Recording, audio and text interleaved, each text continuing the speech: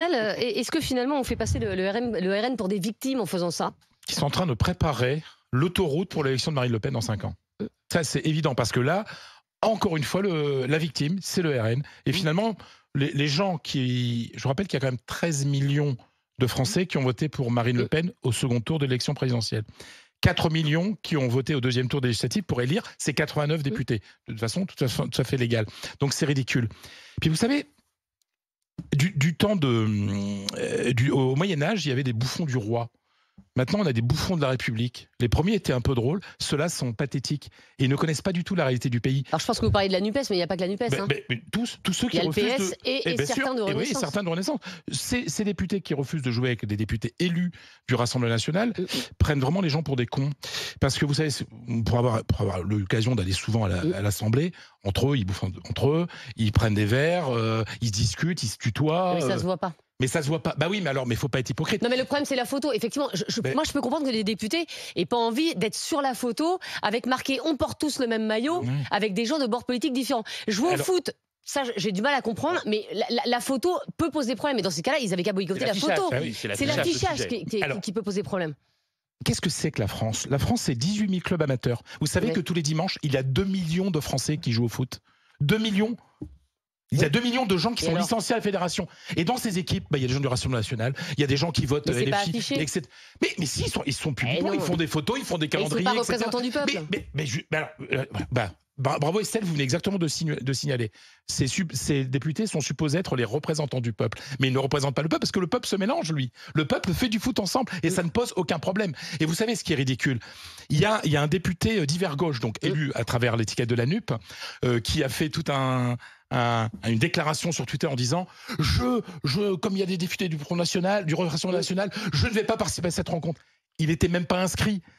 Le Tartuffe, il n'était pas inscrit. Carl Olive a publié la liste des gens qui étaient inscrits. Il ne savait peut-être même pas qu'il y avait ça. Donc il a voulu se mettre dans la vague par pur électoralisme lamentable. Donc ce sont des Tartuffes et ils font du mal à la République et ils font du bien à l'élection prochaine de Marine Le Pen. Enfin, ça, c'est pas encore fait quand même. Ah ben oui, mais alors, la faire passer pour la victime, c'est ce qu'il y a de mieux. C'est une erreur politique pour vous, Fatima Médomar, où en fait les députés ont raison de se battre contre le RN? Pour moi, il y a deux choses. Il y a le débat pour savoir si le Rassemblement national est dans le spectre, on va dire, du champ républicain. Et ce que je trouve toujours très étonnant dans le débat français, c'est que c'est cette espèce de deux consensus contradictoires. En général, d'ailleurs, avant le premier tour, on dit, mais attendez, n'importe quel parti peut se présenter, ce sont des partis légaux. Et dès qu'on est dans un second tour, tête-tête avec le Rassemblement national, tout le discours politique, mais aussi médiatique, ça devient, attendez, il faut faire face, il faut faire barrage à l'extrême droite. Comment la NUPES, vous n'appelez pas à voter Macron comme l'extrême droite? Donc on est toujours dans ce paradoxe à une heure près, de considérer avant qu'il n'y a pas de problème avec le Rassemblement national et de rameuter au second tour en disant il faut quand même faire barrage contre le Front National ou le Rassemblement National. Et d'ailleurs, je remarque que c'est quand il y a des élections, notamment locales, que les journalistes vont faire des enquêtes, surtout les candidats du Rassemblement National qui sont sur les listes, vont chiner, voir qu'est-ce qui se passe sur les réseaux sociaux et se rendre compte évidemment que bien souvent, il y a des horreurs. Et d'ailleurs, ils font des petites vidéos en allant demander à Marine Le Pen, vous assumez quand même d'avoir ce candidat sur votre liste? En général, il les purge à la dernière minute. Moi, je trouve que effectivement, ça va être difficile.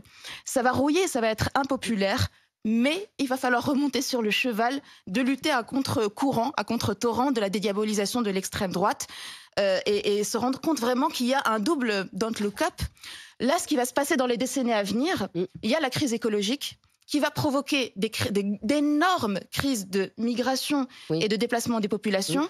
Et en même temps, on a ces crises qui font monter aussi l'extrême droite et qui font en sorte que peut-être que le grand enjeu qui va se passer à la deuxième moitié, ça va être l'histoire du tri de l'humanité.